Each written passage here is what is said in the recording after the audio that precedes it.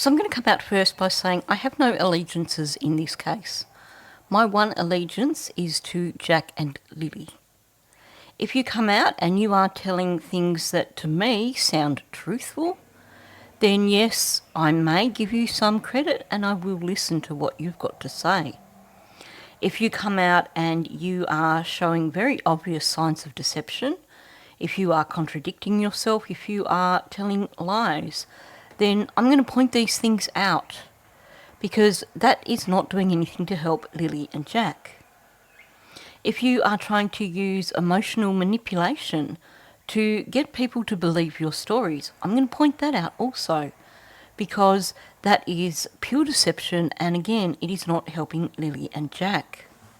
So a few days ago, I put out a video where I did a comparison between the stories of Daniel, Durwood and Anita in relation to this story of taking Malaya to the reserve, the Malaya did a runner story, which in some versions it wasn't a runner. And I will provide the link for that below in the description for this video so that if you missed it, you can click on the link and go and watch it. I still want to talk about this Malaya did a runner story, but I've done a lot of focus on Durwood's version, on Daniel's version, but all I've done so far is this comparison between what Anita was saying and what Daniel and Durwood was saying. Now, with this live stream from the other night where Anita came on and answered maybe 3 questions in a 2-hour period of time, she did mention this whole trip to the reserve a few times. So in this video, what I want to do is go through all the statements that I've been able to round up with relation to what Anita has told various people about this trip to the reserve, as well as just to give a counterpoint what it was that Cheryl also said, which Shenanigans has discussed on her channel, and that is information that is coming directly from Cheryl. They say to be a good liar, you need a good memory. Unfortunately, no one ever told Anita that, and you'll see that as we progress through this video.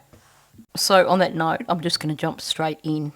Malaya had there's reasoning behind me taking her to her grandmother Connie's, who is on First Nation Reserve called Shubenacadie. It was, I looked her in the eye and I said, if you are innocent, this will be your only hope to save you. The reason why I took her there to her grandmother's, not only protection of the family and to be surrounded, because Cindy was being interviewed at the CPS office, was I knew once I got her in Michelle's care, the chief, Malaya has a free attorney being First Nations. She will also, right now, she only has a family lawyer, but she will be given a criminal lawyer if the case turns into a criminal investigation. Now, you probably noticed the flat rhythm and the lack of intonation in what she was saying. And that's what you encounter when it comes to someone who is repeating a scripted narrative that they have repeated multiple times. If this was factual, you would hear pauses, only like brief ones, but pauses in terms of phrasing, not just a continuous list where your voice really doesn't change and you just keep saying it without pausing because you're just remembering your narrative. Now, there was a nice little bit of storytelling in here that may have sounded a little bit familiar to you. And you were probably thinking, why does that sound familiar?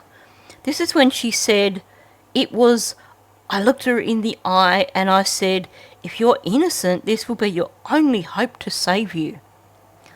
Well, you've probably heard this a few different ways. First of all, and I've not found that bit of audio, but allegedly Janie said to Durwood, or said that, Durwood was the only person who could save Daniel or something like that. Like I said, I've not found that audio. It may just be that someone has misreported that. But you will recall Hayley talking about the altercation at the end of the driveway, and she said that she actually spoke to Malaya, and she said to her, and I looked at her, I said, now's the time to talk, like get talking. Of course, when Hayley said that, you could hear in her voice the passion about what she was saying. You could hear the intonation, the phrasing and everything that made it sound that, yeah, that's probably pretty much very, very close to what she actually said to Malaya. This wasn't someone trying to dramatise anything. This was her saying, this is what I said.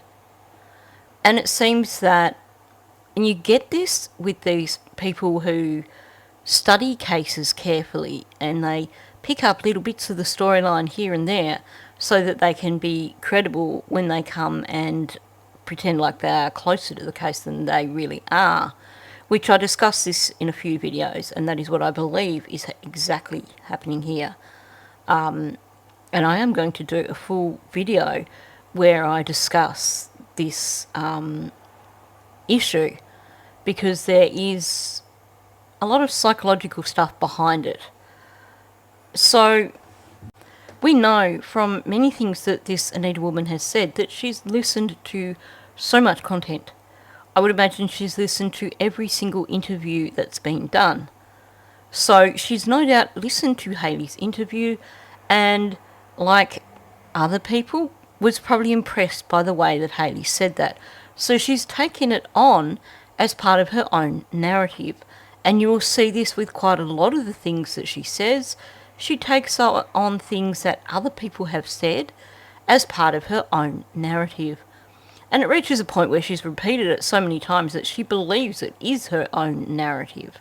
She forgets where she got it from.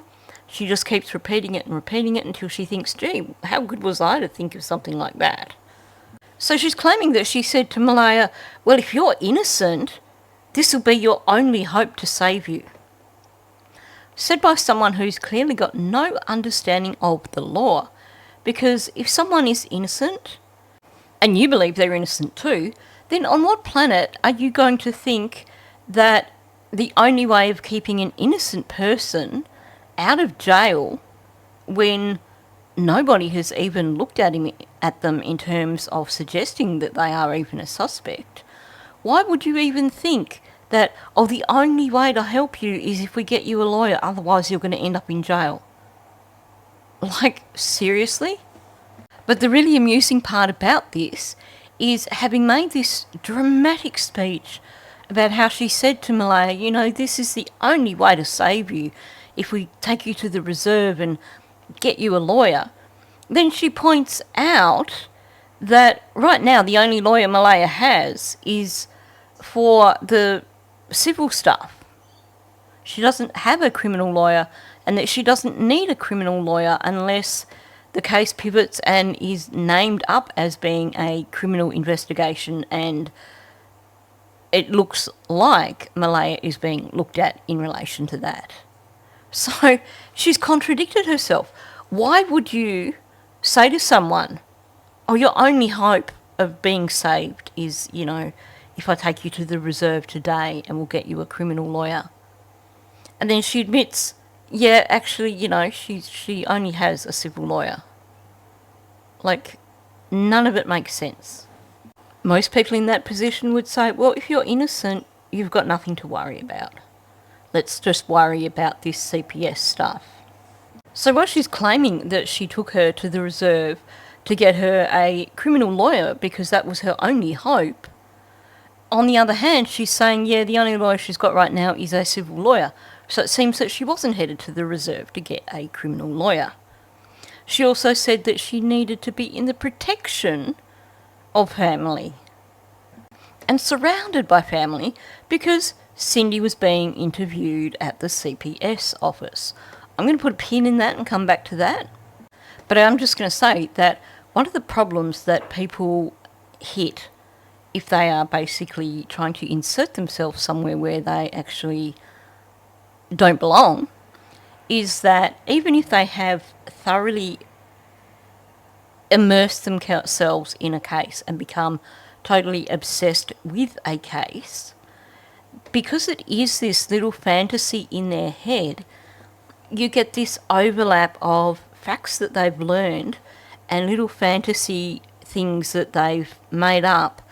And as they retell their story, they get the facts and the fantasy mixed up together, And what you get is a little bit of facts with a lot of fantasy in between, and you can tell that it is made up because there will be some crucial details that they have wrong, and I will come back to that. So you'll notice that in this version of the narrative, she's the starring character. She's the one who instigated the whole let's go to the reserve. She's the one who confronted Malaya and said, this is the only thing that's going to save you. And then everybody jumped into 2 cars, went in a convoy to the reserve. And you'll note that in this retelling, where she is the hero, Cindy and Wade don't get a look in. And if you only heard this version, you would think that it was just her who took Malaya and Meadow to the reserve. Because, of course, when it comes to accounts like this, when someone gets into hero mode and they're trying to push the hero side of things, then they forget the other important parts of their narrative. So this to me says that she probably wasn't even there when Malaya went to the reserve. And it certainly takes me back to my original theory that Durwood and Daniel actually set Malaya up to make her do a runner to the reserve because they knew that she was unsupervised. In my opinion, the only role, if any, that this woman had was her being aware that maybe Cindy was at work and Wade was somewhere and she tipped off Durwood. Because I do believe, from looking at a number of things, that she probably was Durwood's mole, the person who was giving him insider information. You want to know something else? How come the whole time me and Wade were there with the baby, I never met Cheryl or Angeline? Now, I'm not going to address the claim here that she never met Cheryl or Angeline, even though we know that Cheryl has said she only met her once. We know that other times Anita has said she only met Cheryl a few times. Other times she said she never met her. What I do want to address here is what she said in relation to her and Wade. Right there, that shows us that this woman has a somewhat unhealthy obsession with Wade. The whole time, me and Wade were there with the baby. She's got this fantasy in her head now that it was her and Wade together looking after the baby. She's got this fantasy going on that her and Wade are co-conspirators. They're working on all this together. They're helping each other out. Let's exclude Cindy from this. Wade and I, we're just, joined at the hip. So the thing is, the information we have from a number of family members on Malaya's side of the family and from Cheryl is that she was there for 2 hours babysitting Meadow. So if she was there babysitting Meadow, why would Wade even be there? Wade has children of his own. Wade has grandchildren of his own. Wade doesn't need to be supervised to babysit Meadow. So if Wade was there was no need for Anita to be there. So this is this little fantasy that she's built up in her head where suddenly her and Wade are allies, and so therefore in her head her and Wade were there together looking after Meadow, and suddenly Malaya and Cindy, they don't even exist. I should point out here that when someone builds up those sorts of delusions in their head, they can become unpredictable. They can become a little bit dangerous in terms of mental health issues. Now, I'm not saying that she could be like that, but certainly this statement makes me think that people should be very wary around this woman. Said, were you the one in the car and when Malaya went to Connie's? Yeah, we all went in the car to Connie's. We all went in the car to Connie's. Now, yes, she is answering in response to the question, were you the one in the car when Meadow went to Connie's or Malaya went to Connie's or something like that. But now, if this was something that she actually had been a part of, then she would be offering a correction here in terms of the question. Yes, I was there I drove my car, Malaya came behind. But here she's talking about being in the car. We were all there. Or to be more specific, she said, yeah, we all went in the car to Connie's. So, a few things with that. We all went in the car. So now, she wasn't in her own car at all. She was in the car. If it's your car, you're not going to say the car. So, she's forgotten her own story. Also, note singular. In this part of it, there was only one car going to Connie's. Because, of course, this woman is having so much trouble remembering all her stories. She has told this story so many times to so many people that she can't remember what the story is meant to be. And because someone has caught her midway through her narrative, she's forgotten how the narrative goes. So when someone is coming up with a made-up story, one of the best ways to see if they are being truthful is to do what's happened here, and is to just ask one little question. Now this has come much, much later than the other bits that she said, so she was focusing on other things. I think she was probably, again, doing another rant of, well, I'm not going to answer that question because that's just a stupid question. Why do people ask stupid questions? I think we heard that about 50 times. Honestly, I would make a joke about it being a good drinking game to listen to her in this live stream, but I think someone's already done that, and it really didn't end well for them. But basically the situation is here. It's been over an hour since she gave the story of taking Malaya to the reserve, and she hadn't given the full story because she was making herself the hero. This was someone who finally had the chance to go on a live stream and have her very own audience to listen to her stories. So it inspired her to make herself more of a hero. So the less heroic version of the story kind of got shoved to the side. So she hadn't practiced it that night. So by the time this question came around out of the blue, when she wasn't focusing on that particular story, she wasn't able to back up to the beginning of that story and work through it to get to the point where the answer comes in. So she threw out an answer which wasn't actually in line with what her story is normally. This answer gives the impression that they all travelled in one car together, and that one car was not Anita's car. It was the car, so that would maybe be Cindy's big SUV thing, or Malaya's vehicle, or who knows. Like I said, I don't even believe that she was there travelling to the reserve with these people. Especially given that if she was supposedly the babysitter for when Cindy and Wade weren't around, why would they need her to go with them to take Malaya to the reserve? Makes absolutely no sense whatsoever, particularly given that Wade himself has ties to the reserve. So if Cindy and Wade were around, then the whole thing is just redundant. Why would she need to be there? There's no logic to it. Yeah. Why were you in Malaya in separate cars going to Connie's? Because I like driving my car and she had her car. I don't understand. I don't understand. These people And we are drove so all the way from Wentworth, 45 minutes. So here someone has questioned her about what is a somewhat illogical statement, that they were in separate cars. And what does she do? She gaslights that person. I don't understand. She's not saying here, I don't understand because I have an IQ of 60 points and therefore I'm not very good at actually processing questions that are asked of me, so I don't understand what the question actually means. Can you rephrase it?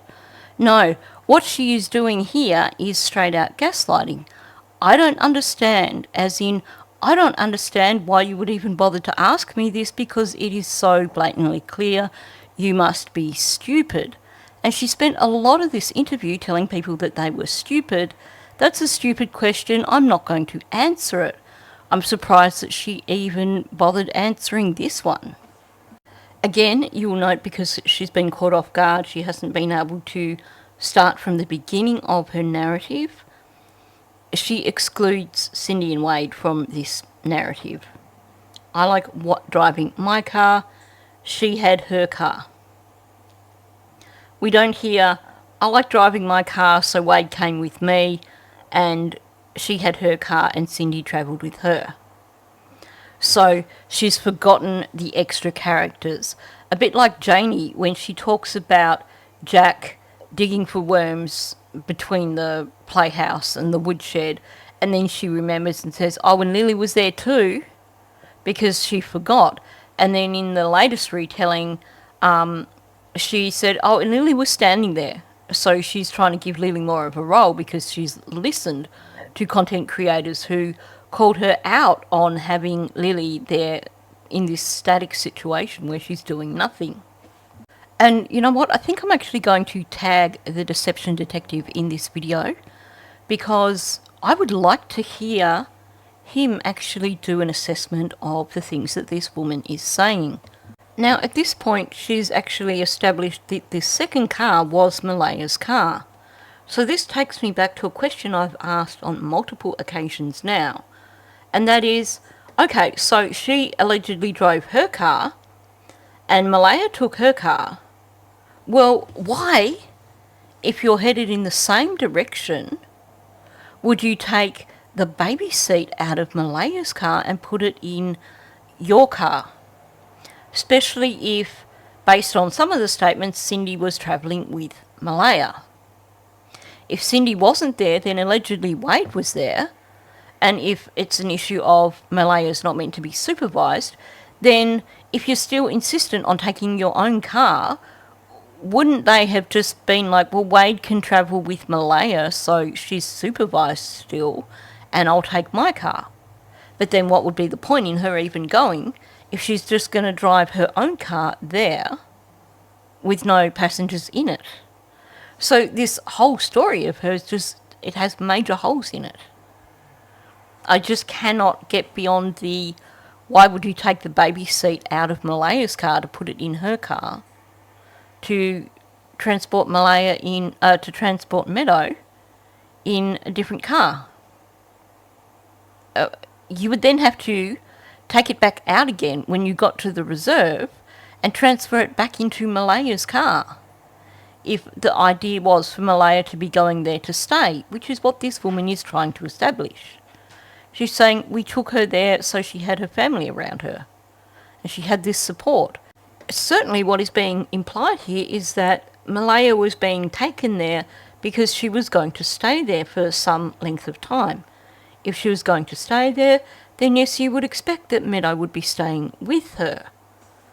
But then that comes back to, well, if Cindy and Wade were the people that were approved to supervise Malaya, then that would be in breach of the whole CPS thing to take her there and leave her there with the baby without Cindy or Wade for supervision. And given that Cindy is a not a registered nurse, but the other 3-letter thing, you know, ethically, she's not going to do that. Why are you going to throw away a 20-year career to do something like that? Why would she consider breaking a CPS contract to take her daughter and leave her at the reserve when it would have been simple enough just to make contact with the chief and say, can you organise for a family lawyer to come over and talk to Malaya with regards to the CPS stuff? This version of the story where Malaya, Wade, Anita and some of the time Cindy all travelled together to Connie's, it brings forward this suggestion that Wade and Cindy were somehow mentally impaired and that they couldn't figure out that even though they were supposed to be responsible for supervising Malaya, that they were doing the wrong thing. It just does not make sense to me. what we've seen of Wade from Tint's video, he's not going to mess around with stuff. He's not going to do stuff just to make Malaya happy. This is a guy who understands morals, who understands what's right and wrong. And if Malaya was like, I want to go and stay with Connie and I want you to leave me there with Meadow, he wouldn't be a part of it, from what I can tell, if it was going to be something that was going against CPS. That is, of course, me speculating here, but it just makes no sense that these two people who've been approved by CPS to supervise Malaya because they are considered to be responsible enough would suddenly do something that is allegedly irresponsible by taking her and leaving her at the reserve unsupervised. Although, like I said, in this version, Wade and Cindy don't even exist. So to recap, I have been told by members of Malaya's family that Anita watched Meadow one time for a couple of hours. That she is unreliable and to question her family members if we want to know about her. Now, you've heard Shenanigans say that already, that she's been told that she basically watched Meadow one time for a couple of hours. But note what she actually said here. I have been told by members of Malaya's family, plural. More than one person has said to her, this is what the situation is. She's not saying, I was told by somebody in Malaya's family. No, she's specifically saying here, I have been told by members of Malaya's family. So there are multiple people who she's been in communication with who have said to her, this is actually what the situation is. We are clarifying this. And she also says that she watched Meadow one time for a couple of hours. Watched Meadow is not supervised Malaya with Meadow. Watched Meadow implies someone being at the house, staying there and babysitting for a couple of hours. In fact, originally when we first started hearing of this Anita, everyone was referring to her as the babysitter, because the original story we were given was that she was the babysitter who looked after Meadow when Cindy was working because Meadow couldn't be left alone with Malaya. So even when you look at it that way, the story over time has changed from her just being the babysitter who went there and stayed and watched Meadow for a few hours to suddenly her being part of this great adventure, this dramatic run to the reserve to save Malaya. This is probably also a good point to point out that Anita claims, first of all, that she did all this cooking and cleaning for Cindy. Well, that's interesting if you're only there for 2 hours. But also, if it's a 45-minute drive from Cindy's place to the reserve, and she was only watching Meadow for 2 hours, how did she manage to cook and clean, watch Meadow for 2 hours, and still manage to do a drive to the reserve and presumably back? It's none of it matches. To me, I get a strong sense of this woman being someone who is living in her own little fantasy world and has created this somewhat distorted sense of reality in her head that, to some extent, she actually believes. The comments coming out that Wade and her have been in this together are false. And I do wonder whether Darren and Anita were communicating a long time ago. Now, I just want to reiterate something that Shan said on the same live that she was saying all this, and that is that in actual fact, because there's been a lot of rumours going around that Wade and Cindy have split up, and I did mention this in a previous video, but the information that Shenanigans has been given directly from that side of the family is that in fact Patty had to have, I think it was a hip operation. She had had an operation. Of course, Cindy, with her background, made sense for Patty to go and stay with Cindy for a few days while she was recovering. So while she was there, Wade went and spent some time at his sister's place. It is nothing more than that. It's something that, again, has been blown out of proportion, has been turned into a fictional story that clearly is a little fantasy in Anita's head that she quite enjoys. And again, for me, it is somewhat alarming that she does have this obsession with Wade and that she is trying to make it sound like they were in this together. And then to introduce this notion that Cindy and Wade split up almost makes it probably does in her head, makes it sound that Wade supports her more than he supports Cindy. It's this little fantasy that she's built up, and it's not healthy.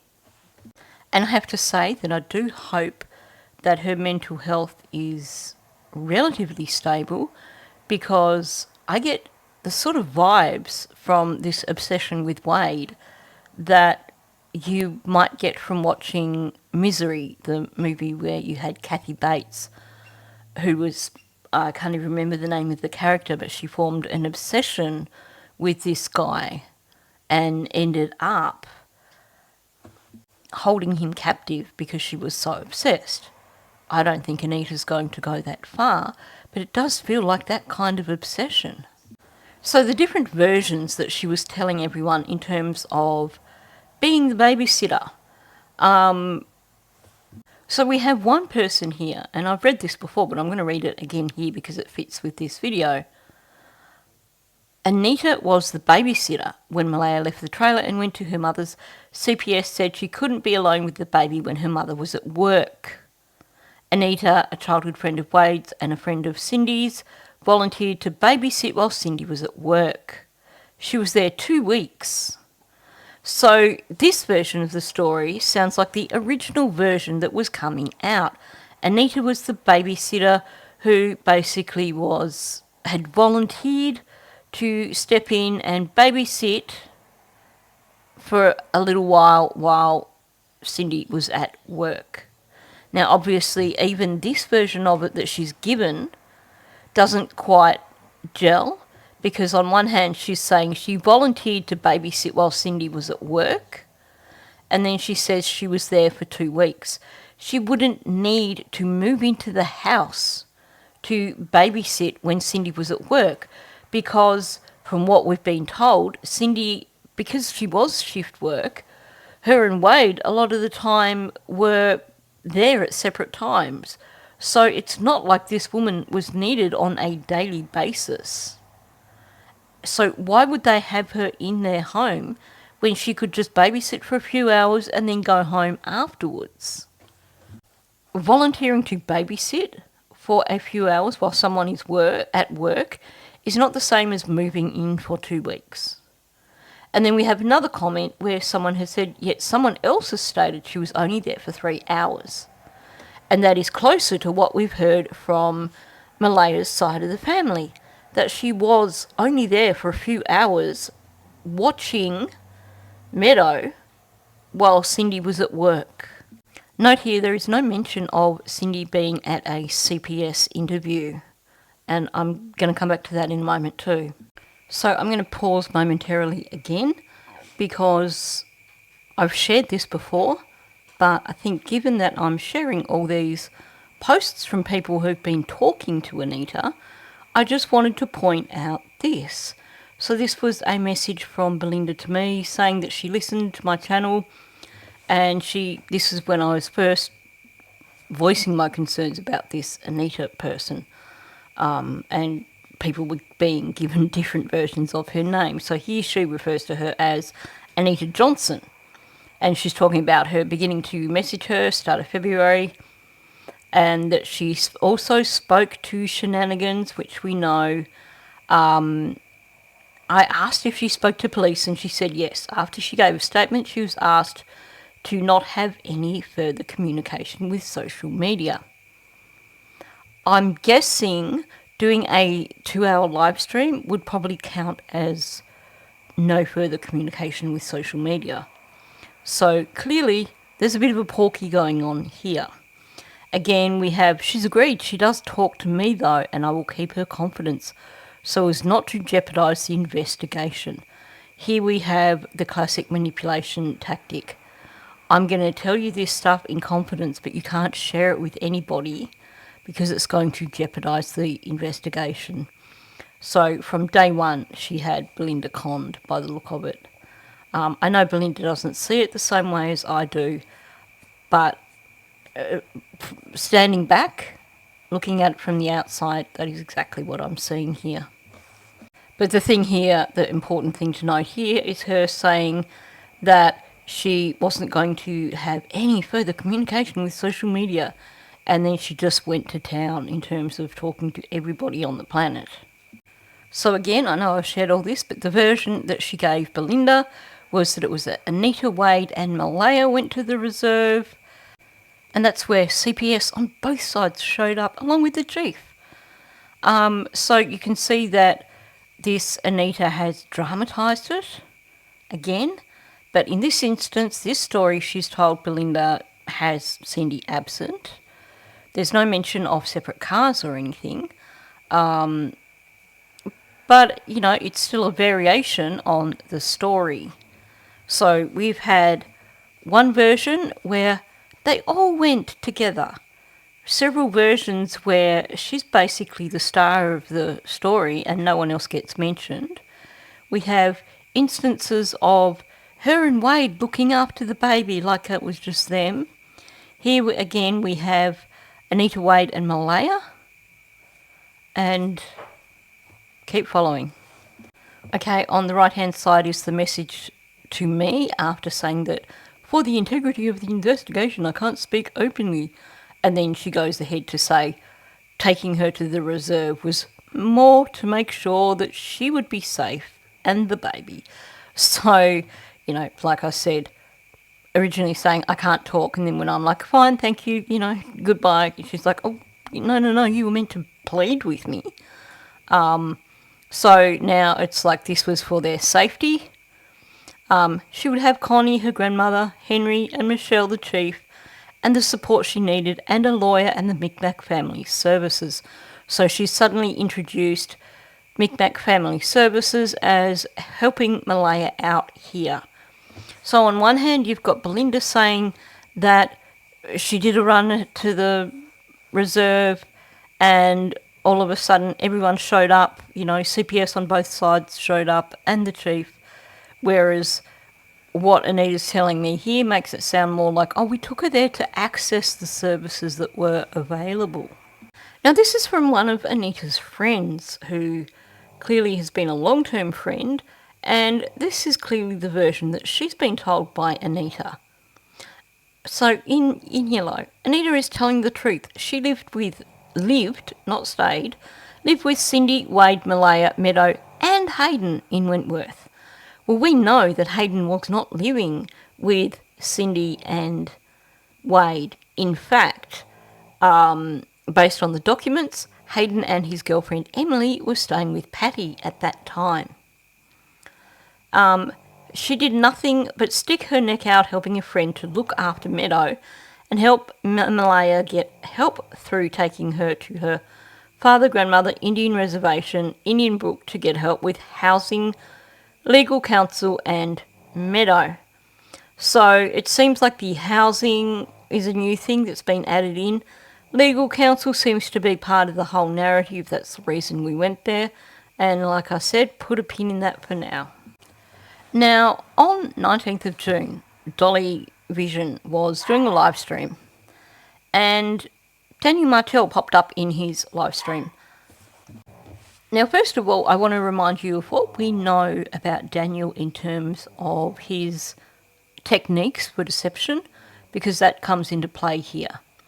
We know that Daniel, up until October, when he was doing that interview with the turkey guy, his version of leading people astray with information that is not the truth is not to just outright lie about things, but to give people little suggestions that will lead them in the direction he wants them to go in. But in terms of saying something happened when it didn't, that is not something that has been his usual technique up until that interview with the turkey guy in October. That's the first time we saw that, when he introduced the narrative of the second blanket, which actually never existed. We also know that he revels in reporting anything back about Malaya that is going to shine her in a bad light, but he's also afraid of getting into trouble with the RCMP for speaking out of turn when it comes to Malaya. So just prior to the vigil that was held, which I think was a 1-month vigil, so it was early June that it was held, he did an interview with the media, and that's when he started backtracking in terms of the pushing things with relation to trying to get stories out about Malaya that weren't entirely truthful. So this is happening after he's been put in a position, it appears, where he is no longer able to make any direct accusations about Malaya. So we had the backtracking of him saying something along the lines of, please stop talking about Malaya because it's going to impact on her mental health, and it's impacting on the baby's mental health as well. So we know, for starters, that was around the time of the vigil, but also because he's saying it impacts on the baby's mental health, it was before the baby was actually taken by CPS. So it was definitely before this 19th of June. So the reason I'm saying that is these statements that he came out with in Dolly's chat regarding Malaya, there has to be a level of truth to them, because at this point in time, A, he wasn't making up just straight out BS. He was being creative with the truth, and also he was being very cautious in terms of what he was saying about Malaya, because he'd already got himself into trouble over it. So this is when he pops up. First time any of us have seen him commenting anywhere. A lot of people in the chat were going, well, how do you know this is even Daniel Martel? And Dolly pointed out that, hey, well, you know what? Because I can click on his account and I can go and see his page. That was the whole Pokemon page. So that's how we suddenly discovered that he was into Pokemon. So Daniel came up and he's like, I'll break the internet right now. Malaya is on the run from police right now. She has Meadow and he's on the run. So this is the story that we're given out. And then he's like, she broke CPS protocols and now Meadow is at risk of being taken. She's supposed to have 24/7 supervision. Supervision protocol is broken by CPS. So what he's saying here is that Malaya wasn't supervised. Like I said, yes, Daniel is very good at being deceptive, but there are things that he's not going to just come out with as lies at this early stage in the investigation. He was only ever giving deceptive information that wasn't exactly a lie. So for him to be saying that she broke their protocols of being supervised, that certainly does suggest that Malaya did head to the reserve on her own with no one else in tow. He states quite explicitly there, supervision protocol was broken. So he's saying she was unsupervised and she took off to the reserve.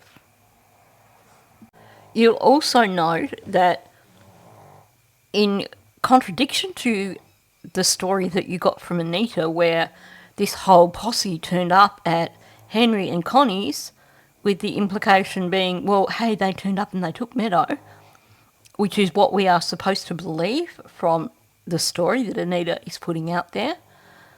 Daniel has stated quite clearly there, Meadow is at risk of being taken. So it sounds like Malaya broke some protocols on the 19th of June, and that at that point in time it is recognised that she broke those protocols, and that was probably going to lead to Meadow being taken. We know that Meadow was taken after this. So it seems that there is a lot of factual information here. Daniel predicted what happened. Now this date of 19th of June is really significant. So this is the date that Anita is claiming that her and Wade and Cindy, depending on which alternate reality you are in, all drove off to the reserve with Malaya so she could visit. Well, you've heard it all anyway. So the date that this all occurred was the 19th of June. This is important. Okay, first of all, take a look on the left-hand side, and if you go down towards the bottom, the second last comment, there's actually one there from Charmaine. Now, if you weren't following this case early on Sunny's channel, you might not know who Charmaine is. She used to be a co-host on Sunny's show, and she branched out and created her own channel. So she is a credible person.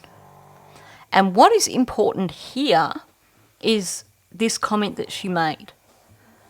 On the run, probably to the reserve where her lawyer is.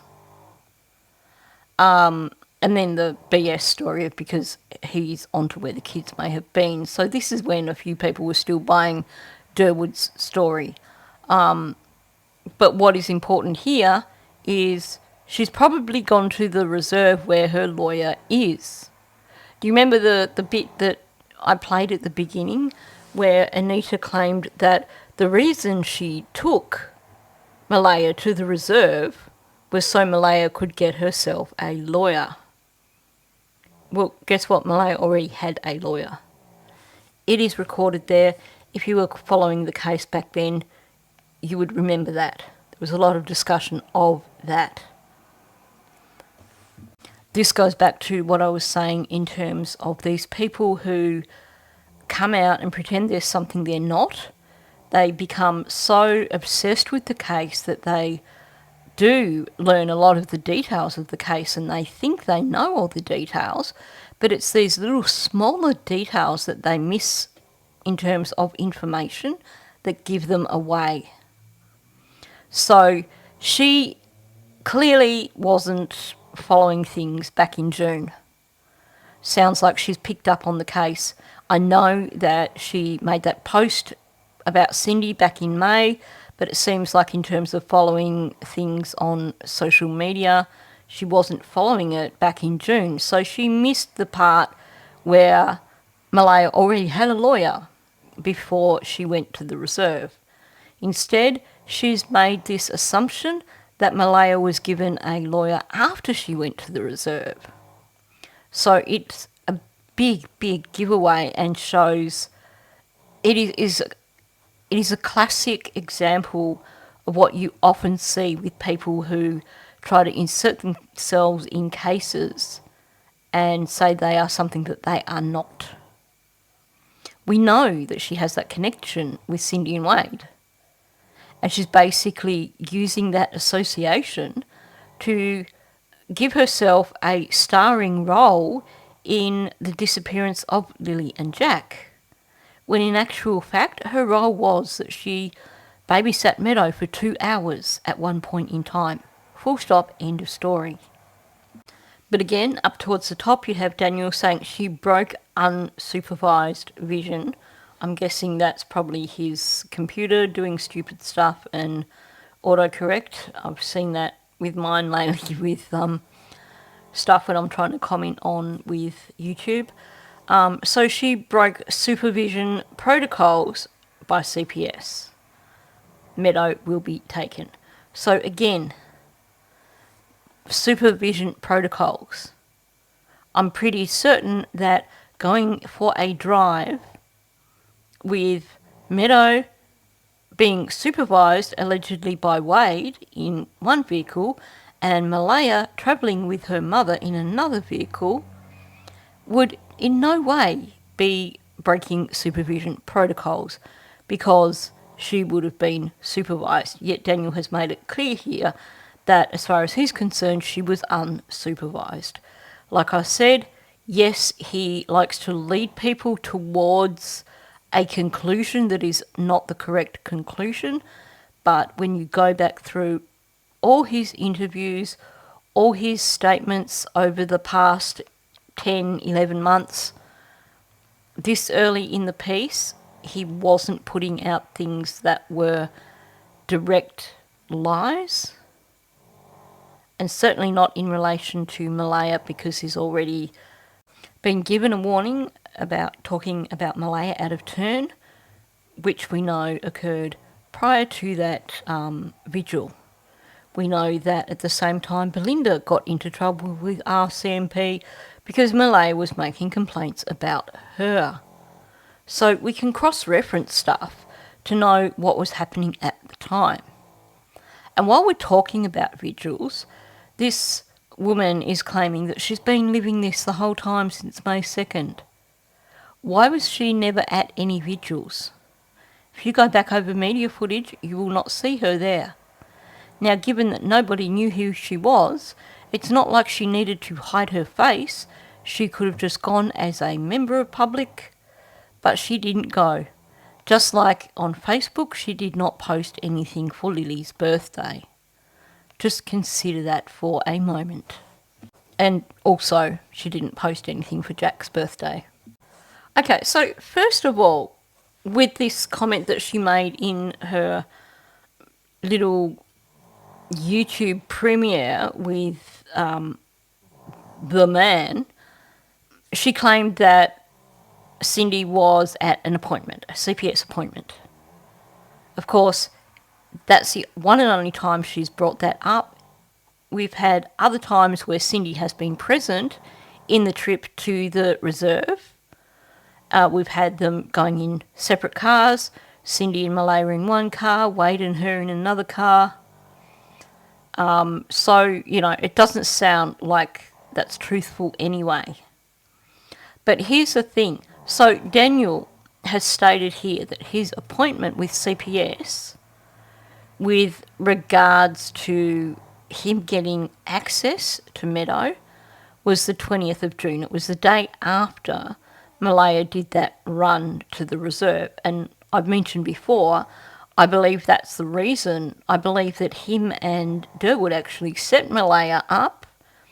Durwood found out that Malaya was unsupervised. And again here, what are they going to say about Malaya not being supervised? So he was looking forward to getting in his interview and pointing out that Malaya was not supervised. Now, the thing is with this, if we just for one moment ignore the previous mentions by Anita of Cindy actually being part of this whole run to the reserve and go with story 4 or 5, whichever one it is, where Cindy was at a meeting with CPS, here's the thing. Daniel was having this meeting with CPS the following day to find out about him being given access to Meadow again.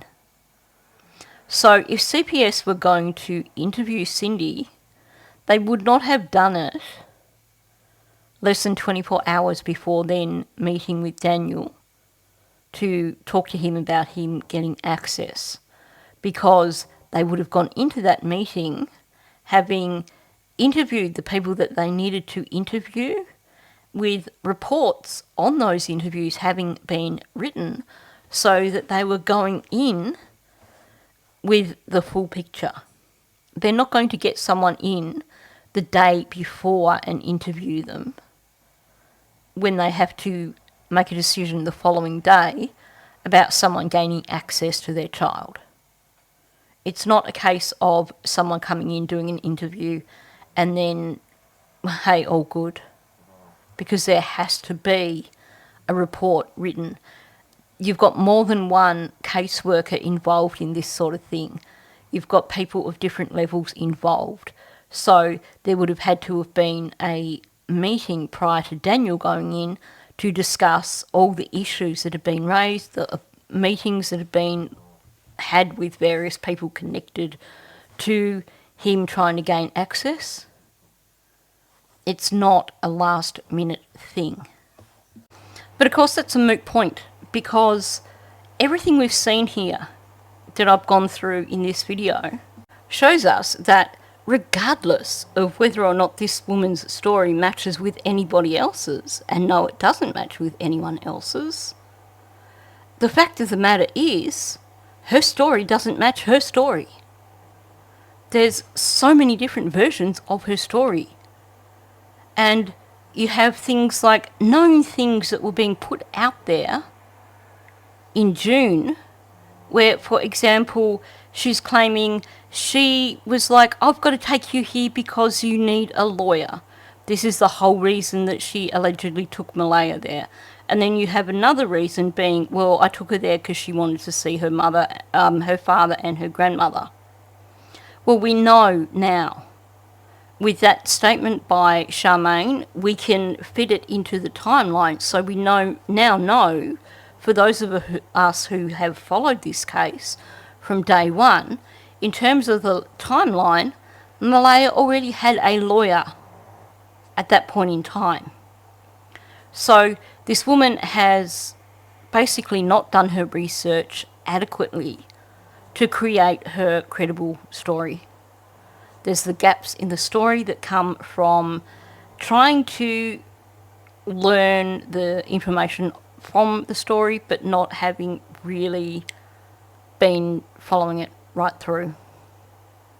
She's not been immersed in this case from May like she would like people to believe.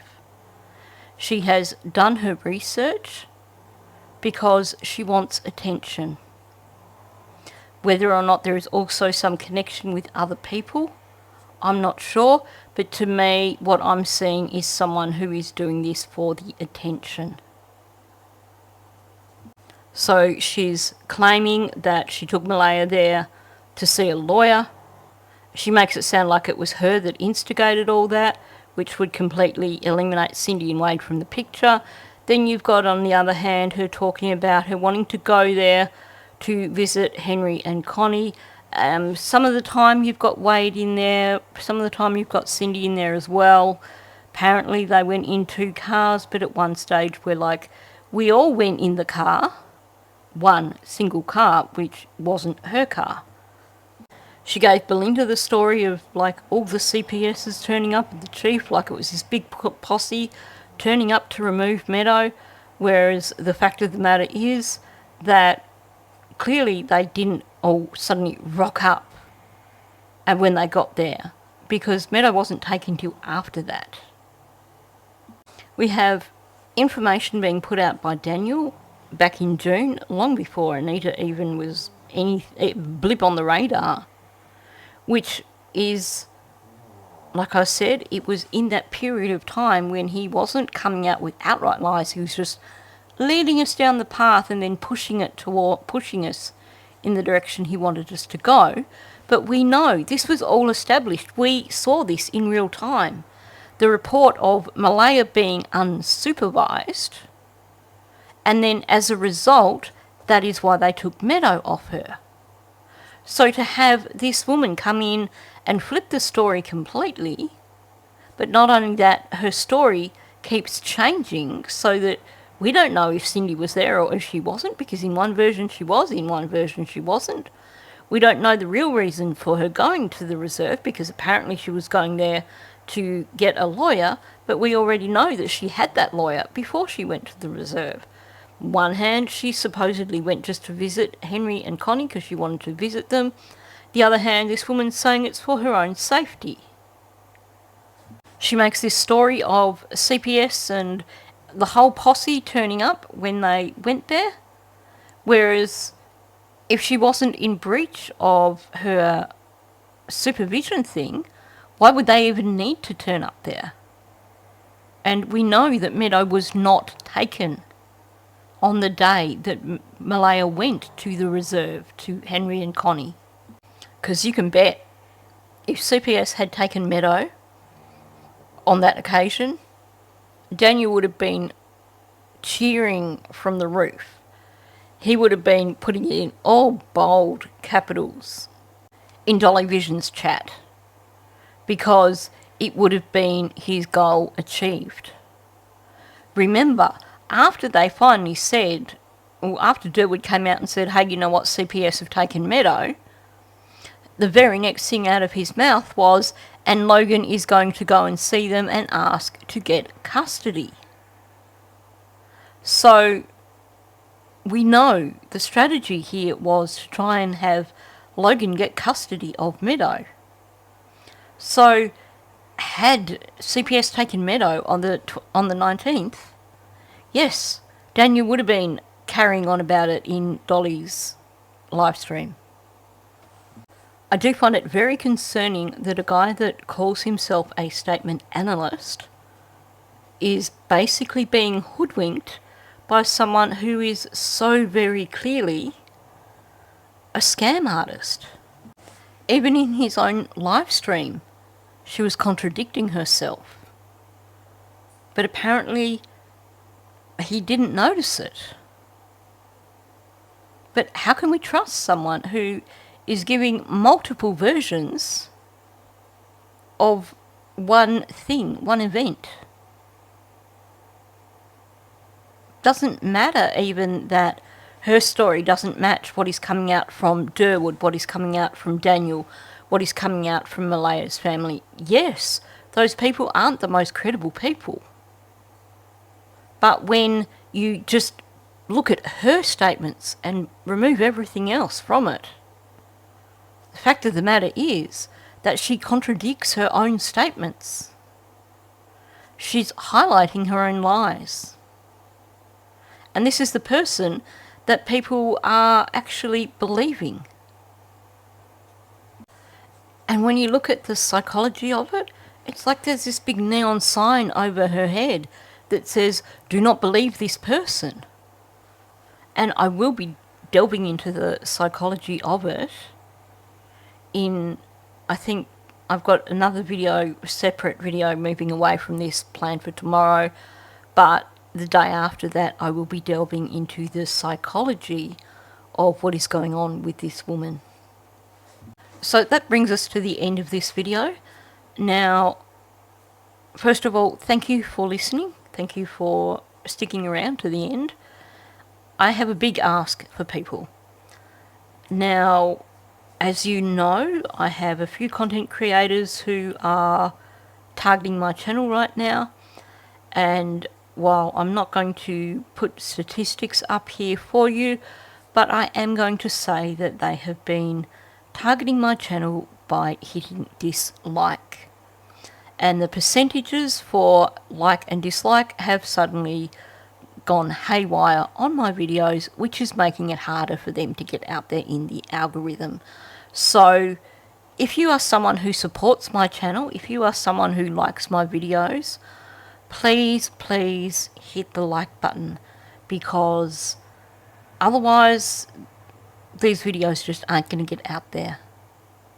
You know, I'm still out here trying to speak up for Lily and Jack. I'm not out here spreading malicious rumours. So I would like my videos to be out there in the algorithm to basically counter the misinformation that is currently being put out.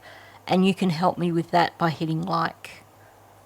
Also, to help with the algorithm, if you can leave a comment below, that also is going to make a huge difference. Of course, if you are new to my channel, or even if you've been watching for a while but you haven't subscribed, please consider subscribing to my channel. It is free and it does help me out immensely. So on that note, thanks for listening, and I'll catch you in the next one.